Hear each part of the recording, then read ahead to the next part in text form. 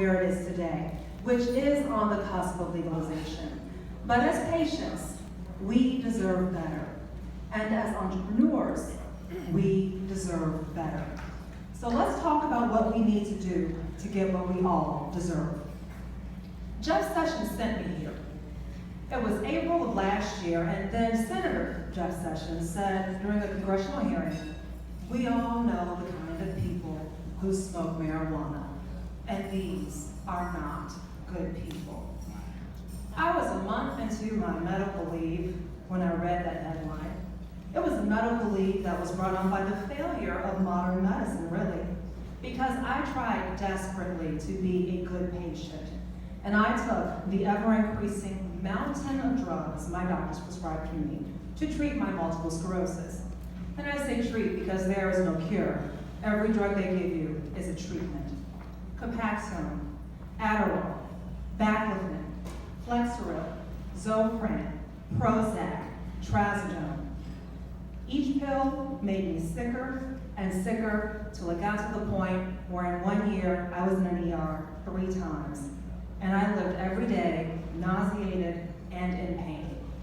$200,000 a year in drugs and treatments, and I was worse off instead of better. And then my husband said to me, why don't you just smoke a joint? I took a hit, and I gotta say, I was upset. I was angry, really. I said, you have got to be kidding me. Headache gone, stomach ache gone, nausea gone, in minutes. I realized that I had been lied to, that all of us had been and are still being lied to, openly. Adderall is chemically identical to meth, and the effect is pretty close to cocaine, so I've heard. But the government still says it is safer than cannabis, even though Adderall spiked my blood pressure 50 points. Adderall was the first pharmaceutical I stopped taking. 2 puffs of Gorilla Glue, and I didn't need Adderall, or a muscle relaxant, or a sleeping pill. Eventually, I stopped taking all of them. I went from 9 drugs to none. I felt good, great even, and that made me one of those not good people to a man in a position to drastically and negatively affect my life, all based on the type of person, the kind of person he believes I am, yet he doesn't even know my name. So I've decided, if you have decided I'm a bad person, you should at least know my name. You really need to know who I am. So I want to thank Jeff Sessions, Attorney General now Jeff Sessions, for motivating me to step out of the cannabis closet and come out green.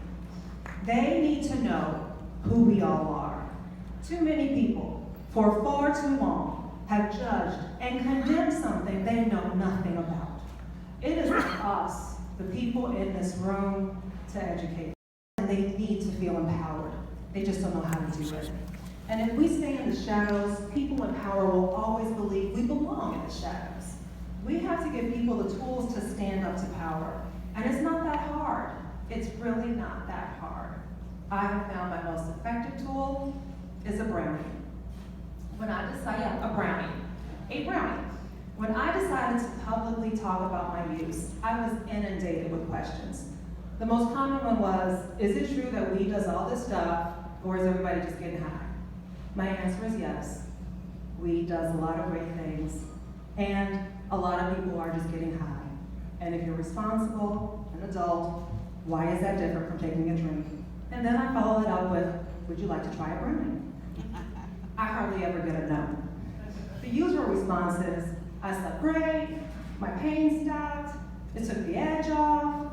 And then I would say, why don't you talk to it? Why don't you talk to your doctor about it? Have your doctor recommend it. And this, I have found, is when people meet their biggest obstacle, their own doctors in this legal state. If it's on us to move this industry forward, we have to arm people with the information to educate their doctors. And this is not meant to disparage doctors. Most are hardworking, brilliant, and dedicated people with a pharmaceutical-based education. And cannabis is not a pharmaceutical. So we really shouldn't expect most of our doctors to have much knowledge of this plant. People need to know that. Most doctors graduate from medical school without taking one course in nutrition. So why would they learn about a plant that has been illegal for 60 years? We don't have to have all the answers, but we can tell people where to look. No one needs a medical degree to recognize BS. I spoke with a woman who has severe pancreatitis, and she was on opioids for years, and she desperately wanted to get off of them. She asked her doctor about cannabis at the suggestion of her son, and she was told, absolutely not. There are not enough studies on its safety. She was then told that if she tested positive for cannabis, they would no longer see her as a patient. So do you know how many studies are needed for a drug to be approved by the FDA? 3. That's it. And drug companies pay for the studies. You can have 10 studies. They can throw out 7, submit 3, and they'll get approved, possibly. With 10,000 years of recorded use of cannabis, including tinctures made by Park Davis right here in Detroit, we all know there are more than 3 studies on the safety of cannabis. There are thousands of studies on the safety of cannabis. People need to know that. So we found that woman another doctor. The fastest growth of cannabis users is people over 50. States with medical marijuana programs see a 30% reduction in Medicaid spending. These are people who vote. These are lawmakers who are looking for ways to deal with and pay for health care. I and a lot of patients have a lot to lose. Just a few weeks ago, my doctor told me she no longer signs certifications for cannabis after receiving a threatening letter threatening her medical license. Even people who don't use need to know this. And thank you, Michelle and Tessa. I now have my certification in the mail. People don't, they need to know what's going on. People are at risk of losing their children and their jobs for something that is safer and better for us. It's on us to educate. It's on us, the people in this room and in this industry, to shape what we want it to become. 3 months into my medical leave, my dad and I took a road trip to Colorado because I wanted to see what legalization looked like. And you know what? It looked pretty good. And it felt even better. I saw an industry that worked for growers who wanted to no more than 250 plants and those which processed 25 pounds of cannabis a day. Both were successful. In Michigan, where we make grapes, we make vodka from grapes rather, and our cherries are shipped all over the world, shouldn't our family farmers have a chance in this growing industry?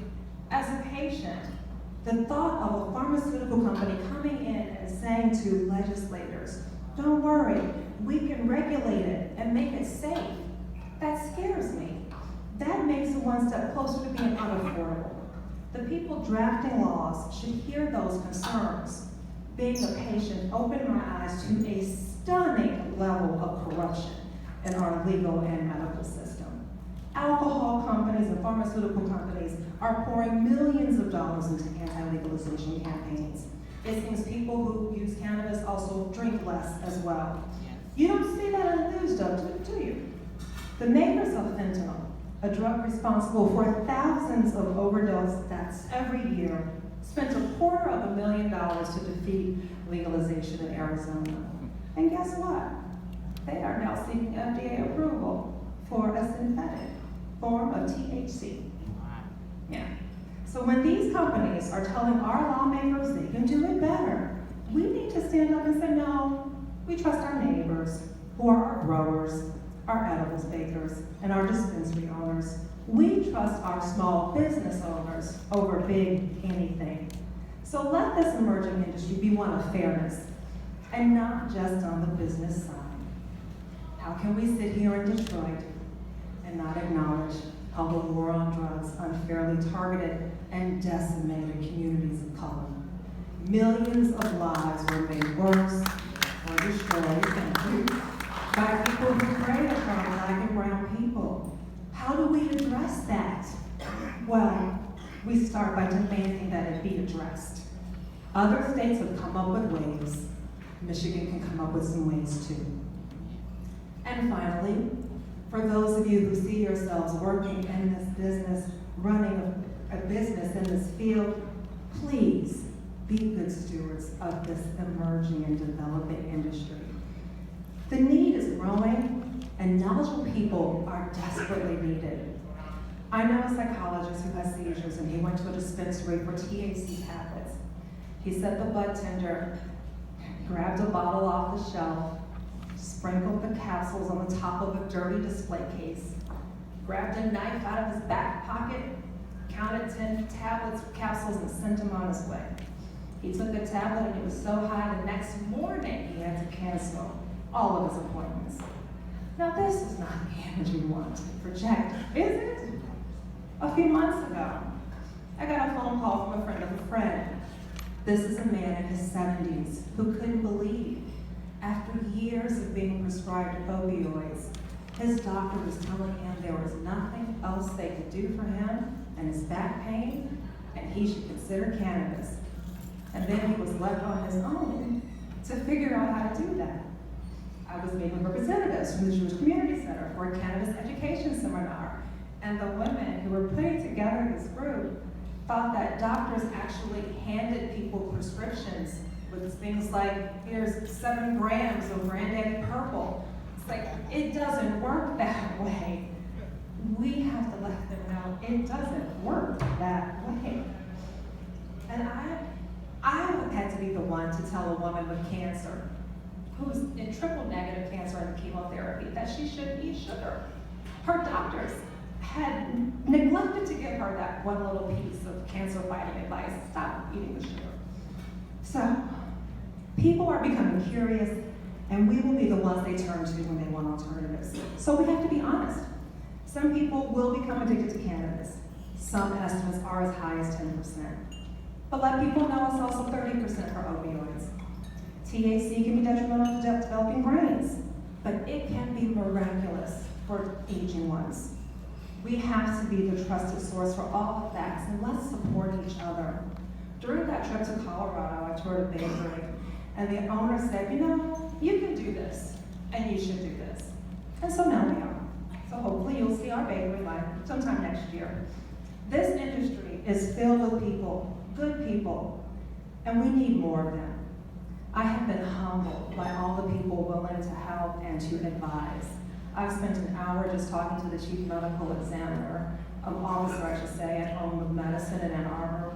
The people at Bloom introduced me to THCA and gave me tips on what to add to my bakery line based on their own customers and what they were asking for. And I'm not the only one receiving help like this. There is actually a show that is the Shark Tank of the marijuana industry. Have any of you heard of this? No? Yes, maybe so. It's called The Marijuana Show. It's the Shark Tank of marijuana. They have invested millions of dollars in startup companies. And they are auditioning for season 3 right now. There is a Minority Cannabis Business Association whose purpose is to address the disparity of minority ownership in this industry. And in just a few years, the organization Women Grow has amassed a following of thousands of people who want to make sure women are well represented in this industry. If you are thinking about it, please keep thinking, but please start doing, because this fight needs you. So, my good people, we know the toughest fight is right at the end. That is when the message will get hijacked and corrupted, and you may find yourself on Let It Rip, trying and failing to have a sane conversation about cannabis. You may find yourself on the radio trying to stop yourself from screaming, "You're a liar," to a man of God. But good people tell the truth, and good people speak the truth to power. And remember, you are not speaking to these people screaming lies at you anyway. You're not going to change their minds, so we should stop. You're talking to the people listening on the sidelines. So let's show them what good people and what good business looks like. And thank you.